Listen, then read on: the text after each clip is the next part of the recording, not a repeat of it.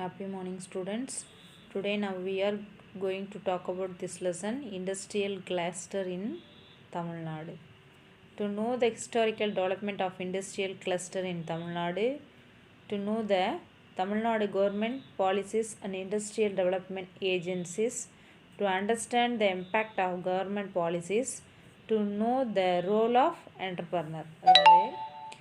Generally, any human activity which is engaged in the conversions of raw materials into rarely usable material is called an industry. பொதுவாக மூலப்பொருட்களை எளிதில் பயன்படுத்தக்கூடிய பொருட்களாக மாற்றுவதில் ஈடுபட்டுள்ள எந்த ஒரு நடவடிக்கையும் நிறைவேற்றும் இடம் அப்படின்றது தட் இஸ் கால் இண்டஸ்ட்ரி, தொழிற்சாலை என்று அழைக்கப்படுகிறதுன்னு சொல்கிறாங்க.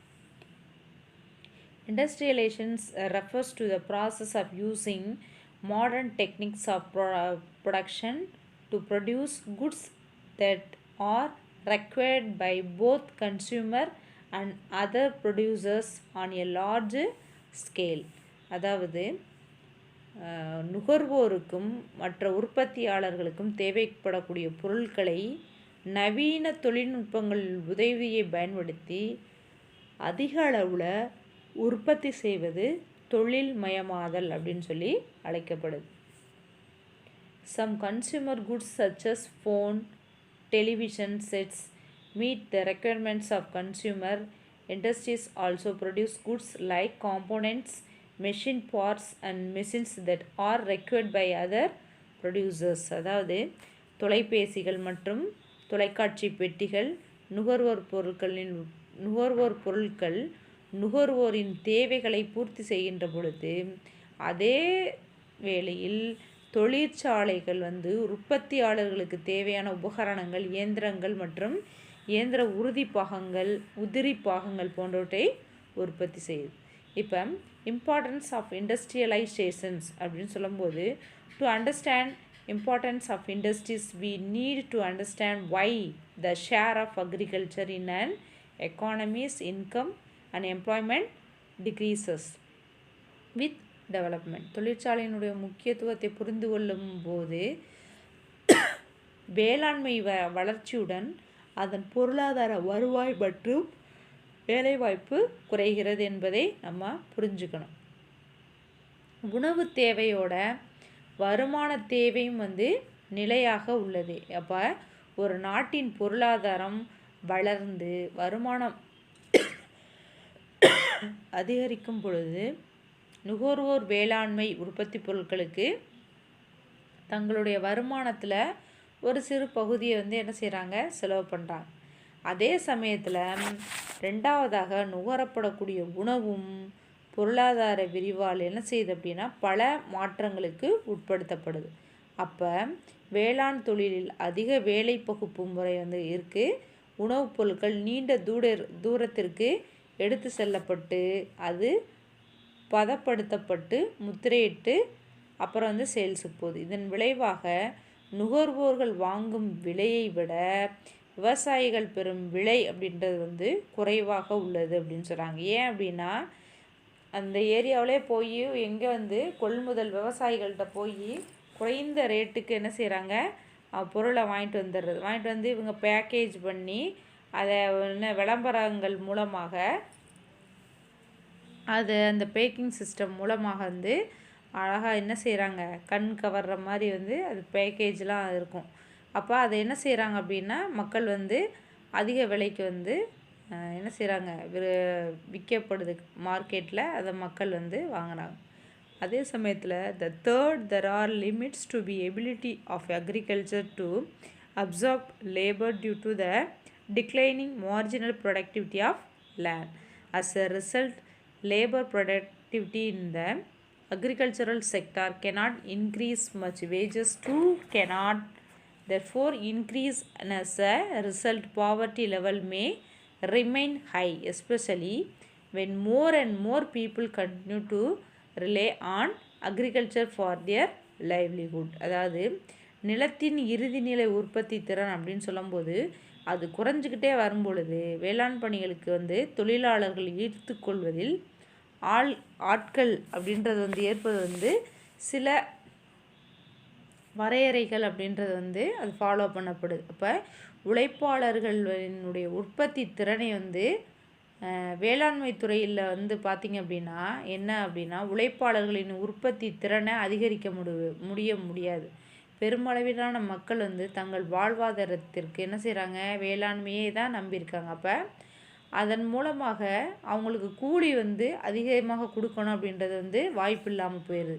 இதன் விளைவாக வறுமை அப்படின்றது பார்த்திங்க அப்படின்னா the more and more people continue to rely on agriculture for their livelihood. விளைவாக வறுமையின் அளவு தொடர்ந்து அதிகரிக்க வருது அப்படின்னு சொல்கிறாங்க.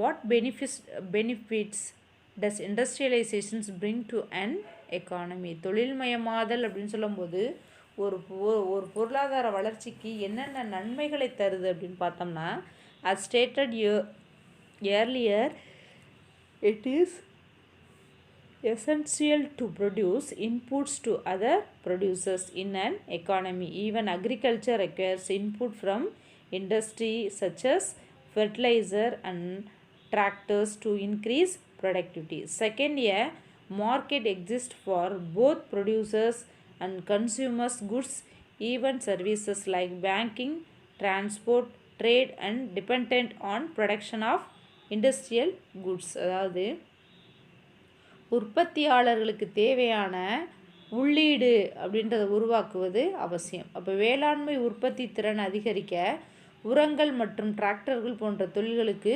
உள்ளீடுகள் அப்படின்றது வந்து தேவைப்படுது. செகண்ட் பார்த்திங்கன்னா உற்பத்தியாளர்கள் மற்றும் நுகர்வோர் இவங்க வந்து பொருட்களை வந்து இரண்டிற்கும் இடையே உள்ள சந்தை அப்படின்றது வந்து நிலவுகிறது. ஏன்னா அப்படின்னா ஒரு இடத்துல உற்பத்தி பண்ணிகிட்ருக்காங்க, அங்கேருந்து வந்து கன்சியூமர் வந்து அதை வாங்கி நுகரணும்னா இடையில் வந்து என்னது அது சேல்ஸ் ஆகி அதுக்கப்புறம் என்ன செய்யுது, ஹோல்சேல் ரீட்டைல் அதில் வந்து கடைகள் மூலமாக விற்பனை செய்யப்பட்டு அதில் வந்து கன்சியூமர் என்ன செய்கிறாங்க, அந்த குட்ஸை வாங்கி யூஸ் பண்ணுறாங்க.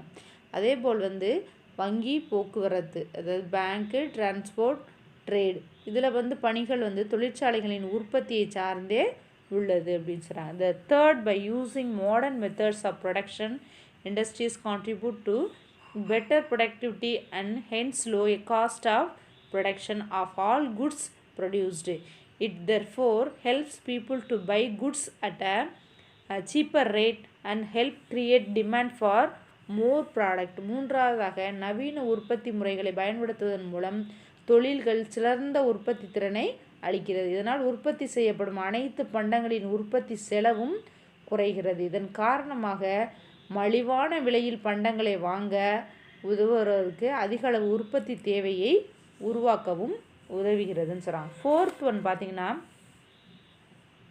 through such expansions of production, industrialization helps to absorb the labor force coming out of agriculture. Employment generation is therefore an important objectives of industrializations. அதாவது நான்காவதாக அத்தகைய பண்டங்களின் உற்பத்தியை அதிகரிப்பதன் மூலம் தொழில்மயமாதல் வேளாண்மையில் ஈடுபடும் அதிக உழைப்பாளர்கள் சக்தியை ஈர்க்க உதவுகிறது அப்படின்னு சொல்கிறாங்க.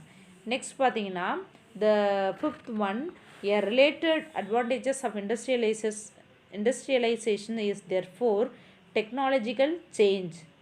The use of modern techniques, industrialization contributes to learning of such methods and their improvement.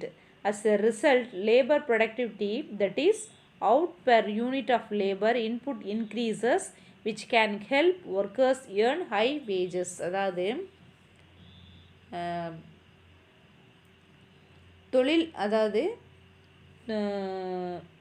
தொழில்மயமாதலுக்கு நன்மை தருவது அப்படின்னு பார்த்தீங்க அப்படின்னா தொழில்நுட்ப மாற்றம். அப்போ அது நவீன தொழில்நுட்பங்களை பயன்படுத்துவதன் மூலம் வந்து என்னது தொழில்நுட்பத்தில் அந்த மாற்றம் அப்படின்றது வந்து ஏற்படுது. இதனால் வந்து அதனுடைய வளர்ச்சி வந்து தொழில்நுட்பத்தில் அறிந்து கொள்ள முடிகிறது. இதன் விளைவாக உழைப்பாளர்களின் உற்பத்தி திறன், அதாவது உழைப்பாளர்களினுடைய உள்ளீடு வந்து அதிகரிக்கிறது. தொழிலாளர்களுக்கு வந்து அதிக வருமானம் அப்படின்றது வந்து ஈட்ட உதவுகிறது அப்படின்னு சொல்கிறாங்க. இல்லை sixth one, expanding income lead to more demand of goods and services. If an economy is not able to produce enough to meet such demand, it has to rely on imports and therefore spend a lot of foreign exchange. If the economy does not earn enough from exporting, it will be difficult to meet the growing demand. Industrialization therefore helps an economy to serve and also generate foreign exchange through exports. ஆறாவதாக, வருமானம் அதிகரிப்பதன் மூலம் பண்டங்கள் மற்றும் பணிகளின் அதாவது goods and services தேவைகளுக்கு வழிவகுக்கிறது. அப்போ அத்தகைய தேவையை பூர்த்தி செய்ய போதுமான அளவு பண்டங்கள் உற்பத்தி செய்ய முடியாவிட்டாலும் இறக்குமதியை நம்பியிருக்க வேண்டும். என்ன செய்கிறோம், நம்ம உற்பத்தி செய்யலைன்னா அயல் நாடுகளிலிருந்து இறக்குமதி செய்கிறோம். இதன் காரணமாக அதிகளவு அந்நிய செலாவணியை செலவிட வேண்டியுள்ளது. ஒரு நாட்டின் பொருளாதாரம் ஏற்றுமதியில் போதுமான வருமானம் ஈட்ட முடியலைன்னா அதனுடைய தேவையை பூர்த்தி செய்வது கடினம் அப்படின்னு சொல்கிறாங்க. நெக்ஸ்ட் பார்த்தீங்கன்னா டைப்ஸ் ஆஃப் இண்டஸ்ட்ரீஸ், அதாவது தொழிற்சாலைகளின் வகைகள் அப்படின்னு சொல்லும்போது first one user, second types of input used, third ownership, fourth size அதாவது பயனர்கள், பயன்படுத்தப்படும் உள்ளீடுகளின் வகை, நிறுவன உரிமையாளர்கள். அப்போ யூசர் அப்படின்னு சொல்லும்போது if the output is consumed by the final consumer it is called a consumer goods sector. அதாவது பயனர்கள் சொல்லும்போது வெளியீடுகளை இறுதி நுகர்வோர் பயன்படுத்தினால் அது நுகர்வோர் பண்டங்கள் துறை என்றும் வெளியீடுகள் மற்றும் உற்பத்தியாளரால் பயன்படுத்தப்பட்டால் அல்லது மூலதன பண்டங்கள் துறை என்றும் அழைக்கப்படுகிறது. அதுதான் சொல்கிறாங்க. If the output is consumed by the final consumer it is called a consumer goods sector. If the output is consumed by another producer it is called a capital goods sector அப்படின்னு சொல்கிறாங்க. Types of input used, அதாவது பயன்படுத்தப்படும் உள்ளீடுகளின் வகை அப்படின்னு சொல்லும்போது industries are also classified based on the kinds of raw material used such as agro processing, textile sector, rubber product, leather goods etc. அதாவது வேளாண் பதப்படுத்துதல் அப்படின்னு சொல்லும்போது ஜவுளித்துறை, ரப்பர் உற்பத்தி, தோல் பொருட்கள் போன்ற மூலப்பொருட்களை பயன்படுத்தும் அடிப்படையில் தொழிற்சாலைகளை வகைப்படுத்தின. ஓனர்ஷிப் அப்படின்னு சொல்லும்போது firms may be privately owned publicly owned by the government center or state, jointly owned by the private and public sector or cooperatively owned cooperatives. அதாவது தொழிற்சாலைகளானது தனியாருக்கு சொந்தமான ஒரு பொது உரிமையாளர் அல்லது தனியார் மற்றும் பொதுத்துறை இரண்டிற்குமே சொந்தமானது அல்லது கூட்டுறவுக்கு சொந்தமானதாக இருக்குது அப்படின்னு சொல்கிறாங்க. Size, firms may be large, small or medium based on their volume of output. Sales or employment are the basis of the amount of investment made. The Indian government normally use the investment creations to decide whether a firm is small, medium or large. அதாவது நிறுவனங்கள் அவற்றின் உற்பத்தி, விற்பனை, முதலீடு, வேலைவாய்ப்பு இவற்றின் அடிப்படையில் பெரியதாகவோ சிறியதாகவோ அல்லது நடுத்தரமாகவோ இருக்கலாம். அப்போது ஒரு நிறுவனம் சொல்லும்போது நடுத்தரம் அல்லது பெரியது என்பதை தீர்மானிக்க இந்திய அரசு பொதுவாக முதலீடு அளவுகோல் அப்படின்றத பயன்படுத்தப்படுகிறது அப்படின்னு சொல்கிறாங்க.